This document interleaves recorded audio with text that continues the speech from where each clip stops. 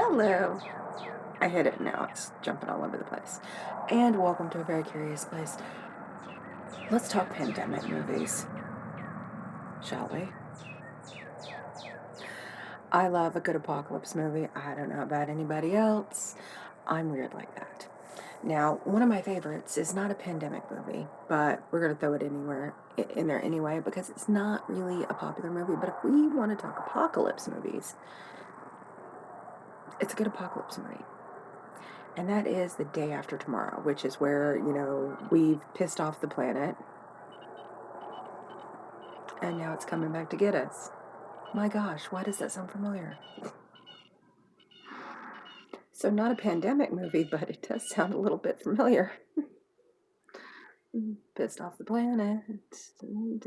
Yeah. Um,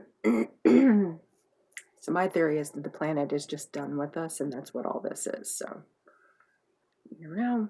So, The Day After Tomorrow, is basically there's like a shift in the poles and just snow and ice, everything just covers and it freezes like that. And I like a good apocalypse movie and I like that. That's a clean apocalypse movie where everything just freezes in place. I like it. I'm weird like that. But we're not talking apocalypse movies. We're talking pandemics. And what makes a good pandemic? Everybody has a different opinion. My idea of a good pandemic is where it basically just takes out world order, throws it in a blender, hits frappe, and says, let's see what happens. So excited. I can't see, wait to see what we get. um, I'm a weirdo. I'm aware of that. That's a good pandemic movie for me. If it just takes everything about the world and just flings it around and says, let's see what we get now. So one of the top on the list would be, of course, and I never thought I'd say this, but World War Z. I don't like Brad Pitt. There, I've said it. I don't like Brad Pitt. I'm sorry. I'm sorry, folks. I don't. I am not a Pitt fan. I'm not an Angelina Jolie fan either. Now, when she was younger, I liked her. And then she became bitchy and she became weird. And so I'm not an Jolie fan. Don't come for me in the comments. It's not going to change. There's nothing that you can say about her, Brad Pitt, that's going to change my opinion. It's just nothing. So, having said that, I'm actually surprised that I liked the movie because I did not like the book. I did not like the book. I tried to read the book. The book is, in my view, and this is going to sound weird, but it's too wordy. And I say that because it's like, if you have something that you can explain in one sentence, but you take an entire paragraph to explain it, that's too much. It's too much. It just is. You've gone too far. It's too much. There's no sense in that.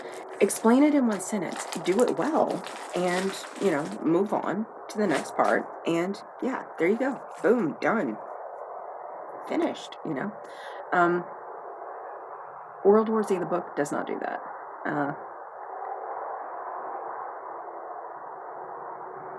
And that was like in the first chapter. It was all like paragraphs to explain things that were honestly very simply explained. Excuse me, setting stuff down. So I didn't make it through the book. I was just like, nope, not gonna happen.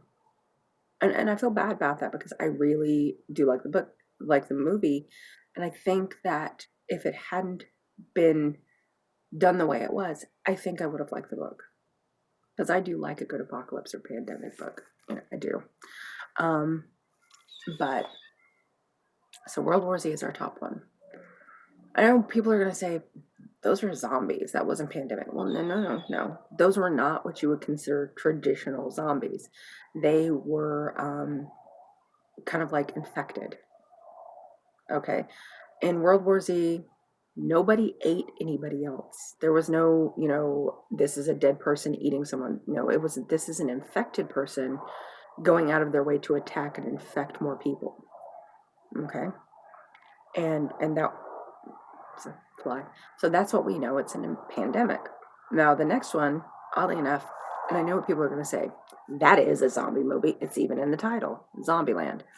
Well, okay, yes, it's a zombie movie. But it started out as a pandemic because the zombie infection in Zombieland started from dun, dun, dun, a version of mad cow disease that someone got while eating a hamburger in a hamburger joint, a gas station hamburger place. Moral of that story, maybe don't eat gas station food. Maybe don't. Because do you really know how long those hamburger patties or those hot dogs have been rolling around on that thing? I used to work at a gas station back when I was very young. I'm gonna tell you right now, I wouldn't eat them. And I wouldn't have eaten the ones that I put on. That's how long they were there. So yeah, if I wouldn't have eaten at the only place I worked, you probably shouldn't eat them. Okay, so the next one on our list, this one I'm not real thrilled with, but it is technically a pandemic movie, and that is Contagion, starring Chris Pine. And that is actually kind of like a version of The Flu. And it's about a group of people trying to get to some sort of relative safety. Not one of my favorites. I'm just going to put it out there. The next one, also kind of an iffy one, and that is The Returned. Now, The Returned is technically what you would consider more of a zombie movie, but it's a disease. So, I do wish they had made a second one of that because that would have been cool. I liked the first one. The second one would have been great. Next one, of course, also a zombie movie, Night of the Living Dead, the original version. Now, I know, Night of the Living Dead, that's a zombie movie. That's not a pandemic. Well, what started the zombies? What started it? It had to have been something. So was it a pandemic? Was it not a pandemic? We don't know. But it could have been. So that's why it gets put on the list. Next one, 28 Days Later. And its sequel, 28 Weeks Later. Now, this, of course, in the very first part, I'm not spoiling anything. This is like in the very first part of the very first movie. They tell you how it started. And that was some tree huggers. I was raised by part-time hippies, so I'm allowed to call them that. I really was. Mom and Dad were part-time hippies, and, it's just the reality of that. So, basically the ones that are like, we have to save all the little animals. And I want to save the little animals too. Don't get me wrong, I do. If anybody tried to hurt my babies, I would rip their throat out with my teeth and then gut them with a dessert spoon. That is how serious I am about this. However, I think that when you start messing with labs and stuff, you really need to know what you're messing with before you go in. And movies like this prove that. So if they had known a little bit more, or I don't know, perhaps listen to the scientists that were saying, don't do that. Don't do that. That's a bad plan. Please God, don't do that. Yeah. If the scientist looks frightened, maybe listen to the scientist. They know what's going on there. So, but in 28 Days Later, they didn't listen. And next thing you know, boom, pandemic. And just crazy pandemic. Crazy. Just, And because those were not, and I know 28 Days Later and 28 Weeks Later gets mushed into the genre of zombies. But they weren't zombies because they were still alive. Alive. They weren't dead. They were alive. They were infected. So they just didn't care. So there you go. Pandemic. Now the next on the list is not a movie. It is actually a television show. And that is, you know what it is. Say it with me. The Walking Dead. Yes. Now, of course, everyone knows this is based off of a comic book, and it was very popular. It's still very popular. It's become a very popular television show. There's spin-offs, Fear the Walking Dead. Now there's another one coming out. They're about to put out some movies. Um, they've been working on them, things like that. Okay, but technically, even though that is a traditional zombie thing, it's also a pandemic, because what started the zombie thing, the zombie virus in The Walking Dead, was a virus, a contagion, viral infection, whatever it was a contagion of some type that latched onto the people and reanimated them after they died. So, pandemic. I'll be honest, my favorite seasons of The Walking Dead are the earlier ones.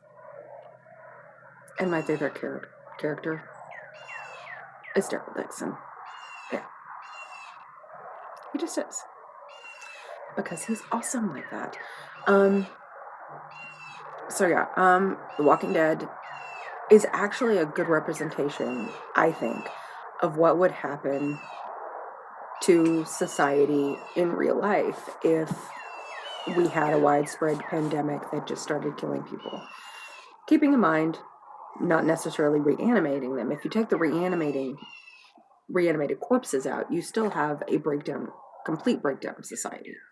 So, and that shows you, what you would be dealing with. So, would people have been able to shelter in place and stay in their homes if there were no reanimated corpses? Maybe. You don't know.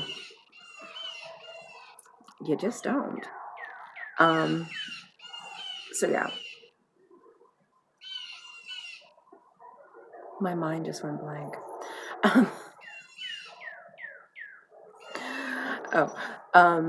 There was one that is technically, it's also put in with the zombie movie, and that is called Here Alone.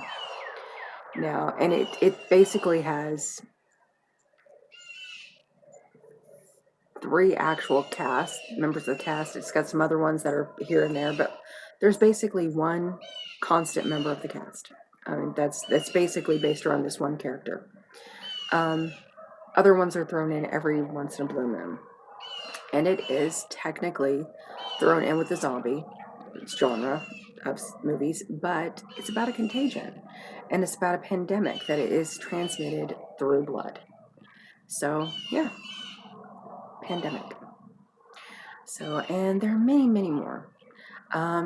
There's actually many more in like little bits and pieces of other television shows. And we're going to have one of my favorite right now, and that is Supernatural. Supernatural had episodes in it talking about basically what was a pandemic, and that was Croatoan, or Croatoan. And this was basically something that acted kind of in the same way as 28 Days Later. Ooh, people. So it acted kind of in the same way as the virus on 28 Days and 28 Weeks Later. So it was very interesting. It did show you a different side of the characters. It still had the supernatural aspect of it through there, but it did have some of the pandemic in there. One of my favorite lines in this is, talking, the guy that plays Chuck. He was telling the dean from the future, or from the past, to hoard toilet paper. So basically, this toilet paper hoarding thing that we've had to deal with now, it's all Chuck's fault. It's all Chuck's fault.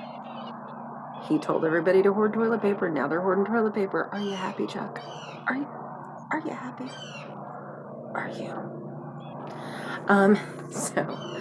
But that is a good kind of like list of pandemic movies. They are also can be considered apocalypse movies. You know, are there others? Yeah, but we're at 15 minutes. Do you really want to keep going? I don't know about that. So we're just going to stick with these right now because it's going to take forever for this thing to upload as it is. So I hope everyone is safe and healthy, and I hope you have everything you need. I hope you're doing well. I know that there are a lot of people that are still working, and I know that you're probably both upset and yet feeling blessed and happy to be working because there's a lot of people that are not knowing how they're going to pay their bills. So I hope that you're doing okay, the essential workers out there, because it's not an easy time on anybody. But maybe watch some movies. Kind of take your mind off of it. You have your day-to-day stuff, and at night, watch a movie or two, take your mind off of it, and just kind of like chill out because the sun will come up again, and you will have to deal with all that stuff the next day. So maybe take a few hours to just be calm and not worry. That's what I try to do. So, on that note, from myself, Heather, and Grace, who is right there, and a very curious place, much love, and most importantly, stay strange because normal is boring. Yeah, it really, really is. Bye.